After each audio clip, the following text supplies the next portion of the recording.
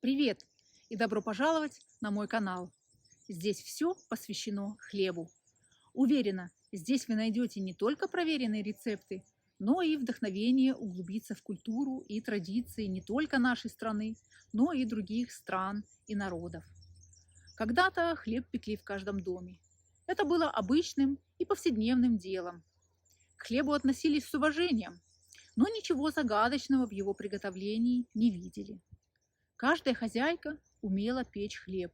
Кто-то лучше, кто-то хуже, но хлеб пекли в каждом доме. Революция 1917 года полностью поменяла уклад жизни людей в нашей стране. Советская власть поставила задачу перейти от кустарного производства хлеба к промышленному и обеспечить население дешевым хлебом посредством государства. В главной кулинарной книге советского времени, книге о вкусной и здоровой пище, нет рецептов домашнего хлеба. Есть пирожки, пироги, сладкие булочки, а хлеба нет.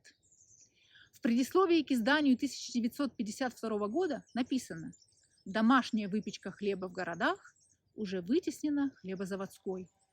А в предисловии к изданию 1954 года слово «хлеб» больше и вовсе не встречается. Понятие «домашний хлеб» вышло из обихода и на несколько десятилетий утратило смысл.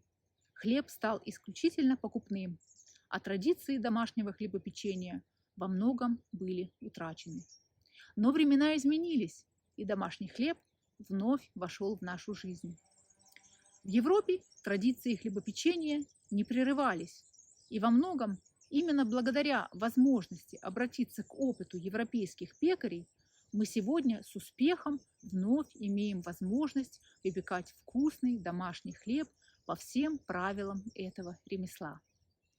Я начала печь хлеб в 1994 году, переехав в Данию.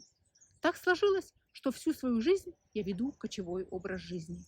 Мне довелось жить по нескольку лет в России, Прибалтике, Киргизии, Таджикистане, Украине, Германии, Дании, Испании.